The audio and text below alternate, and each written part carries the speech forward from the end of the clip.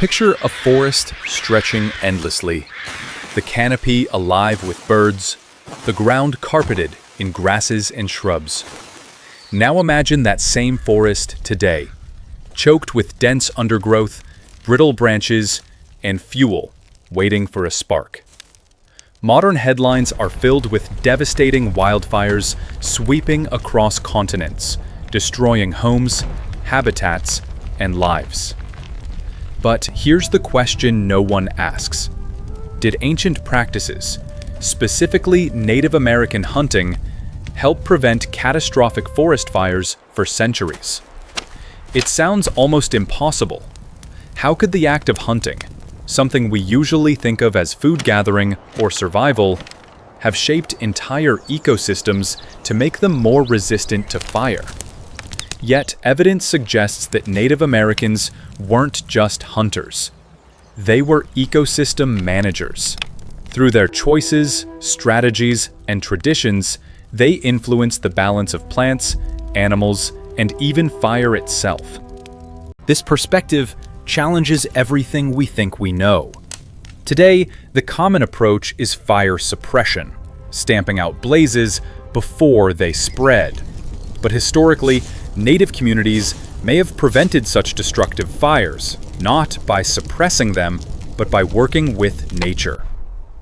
Their hunting practices affected animal populations, which in turn altered grazing patterns, which reduced the buildup of vegetation that fuels wildfires. On top of that, hunting was often paired with intentional, controlled burns that cleared brush, opened up landscapes, and kept fire risks in check. The more you look, the more it makes sense. Forests didn't just manage themselves for thousands of years. They were shaped, cared for, and balanced through human interaction. When those practices were disrupted during colonization, ecosystems changed dramatically. Dense, unmanaged forests became fire traps, and we're living with the consequences today. So the question isn't just, did Native American hunting prevent forest fires? It's bigger. It's about whether indigenous knowledge holds the key to preventing the wildfires that now devastate our world. Wildfires are not new. Forests and grasslands have always burned, sparked by lightning or fueled by dry winds. But what's changed is the scale. In the modern era, withdrawals have become larger, hotter, and far more destructive than those recorded in earlier centuries. Entire towns are swallowed. Smoke chokes cities thousands of miles away, and ecosystems are left scarred for decades. This paradox raises a question. If today's technology struggles to contain these blazes, how did indigenous communities thrive in these same landscapes for centuries without being consumed by fire? The answer lies not in the absence of fire, but in the way fire and fuel were managed. Historical and ecological research points to a striking reality. Native Americans shaped their environments deliberately. Through hunting, controlled burning, and resource management, they reduced the accumulation of dry brush and created landscapes less prone to catastrophic fires. Their actions blurred the line between survival practice and ecological engineering. So when we look at today's wildfire crisis, it forces us to consider, were ancient practices more effective at maintaining balance than modern suppression efforts? The paradox may reveal a truth we've long overlooked, that humans once worked with fire, not against it. Forests don't burn evenly. Some areas explode with flames, while others remain resilient. One key factor is the fuel load, the buildup of grasses, shrubs, and dead wood that feeds a fire. And here's where Native American hunting practices came into play. By carefully managing herds of bison, deer, and elk through hunting, indigenous communities influenced the balance between animals and vegetation. When herds grew too large, they stripped landscapes bare. When too small, brush and grasses built up dangerously. Hunting kept this balance in check. Herd sizes were managed in a way that promoted healthy grazing patterns, which naturally reduced fuel on the forest floor. This process is an example of what ecologists today call a trophic cascade, when changes at the top of the food chain ripple downward to shape the entire ecosystem. Native hunters weren't just feeding families, they were shaping landscapes. By targeting specific species or guiding herds towards certain regions, they encouraged grazing that cleared underbrush, leaving natural fire breaks. In effect, hoof and tooth, guided by human strategy, worked alongside fire as ecosystem engineers. The result? Forests less likely to erupt into uncontrollable infernos. While hunting shaped animal populations, fire itself was also a deliberate tool. Native Americans practiced what we now call controlled burning, small, intentional fires set for specific purposes. Far from being reckless, these burns were carried out with deep ecological knowledge. Fires were often set during hunting seasons to clear underbrush, making it easier to track animals or encourage new plant growth that would attract game. The timing was crucial. Burns were done when conditions ensured flames stayed manageable, creating a patchwork of landscapes at different stages of growth. This mosaic not only supported wildlife, but also reduced the chance of massive fires sweeping across unbroken fuel. Beyond hunting, these burns served agricultural and cultural purposes. They cleared fields for planting, refreshed grasses for grazing, and even controlled pests. By keeping the land open and rejuvenated, native communities prevented the buildup of dry, combustible material that feeds today's megafires.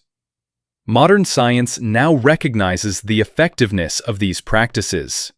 Controlled burns mimic natural cycles, but with human guidance that keeps them safe. For indigenous peoples, this was never fire suppression. It was fire partnership, a way to live with flames without letting them destroy everything. For thousands of years, Native American practices kept ecosystems balanced. But when European colonization swept across the continent, these traditions were disrupted. Indigenous people were displaced from their lands, hunting territories were restricted, and controlled burns were outlawed in favor of fire suppression. At first, this seemed like progress. Officials believed that stopping all fires would protect forests. But the opposite happened. Without regular hunting and intentional burns, animal populations shifted and undergrowth exploded. Dry brush piled up year after year, creating conditions for far larger, hotter, and more destructive fires than had been seen in centuries. The disruption also broke the chain of knowledge. Generational teachings about how and when to use fire or how to manage herds were silenced. Forests that had once been mosaics of grassland, open canopy, and renewal became dense, uniform thickets, perfect fuel for wildfires. Ecologists today trace many of our wildfire crises back to this period of exclusion. By removing indigenous stewardship, colonization unintentionally created a ticking time bomb. The very policies meant to protect forests instead made them vulnerable, reminding us that nature cannot be controlled by suppression alone. It thrives through balance. Today, as wildfires rage hotter and longer across the globe, scientists and land managers are beginning to look backward for solutions. What they're finding is that Native American practices weren't just survival strategies. They were sophisticated systems of land management that offer valuable lessons for our future. One lesson is that fire is not the enemy. For centuries, the dominant approach has been suppression. Extinguish every spark, stop every flame. But history shows this creates unnatural forests overloaded with fuel. Indigenous practices embraced small, controlled burns to clear underbrush, refresh vegetation, and maintain balance. Modern fire experts now agree. Reintroducing prescribed burning is one of the most effective tools we have to prevent catastrophic wildfires. Another lesson is the role of biodiversity and balance. Hunting wasn't random, it was strategic. By keeping animal populations at healthy levels, Native Americans ensured that grazing pressure reduced dangerous fuel loads. Today, wildlife management often overlooks these ecological roles. Restoring balance means thinking not just about fire, but about how animals, plants, and people interact in a connected system. Finally, there's the lesson of respect and stewardship. For indigenous peoples, caring for the land was cultural as much as practical. It wasn't about domination, but partnership. In a time when climate change is straining ecosystems worldwide, adopting this mindset may be just as important as adopting the techniques themselves. We've explored a question few people ever ask. Could Native American hunting and land management practices have prevented the massive forest fires we see today? The answer is powerful. Through a balance of hunting, controlled burning, and ecological stewardship, indigenous communities shaped landscapes that were resilient, abundant, and far less prone to catastrophic flames. When those practices were disrupted, the balance was lost, and the megafires we now face are part of that legacy. But this isn't just history. Today, scientists and land managers are finally rediscovering the value of traditional ecological knowledge, working with indigenous communities to bring back methods that can heal forests and prevent future disasters. So here's the takeaway. The past holds solutions for the future. By respecting the wisdom of those who lived in partnership with the land, we can build a path toward resilience, not just against fire, but against the ecological crises we face today.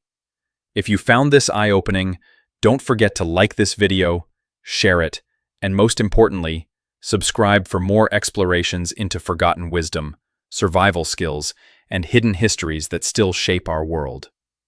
Together, let's learn from the past to protect the future.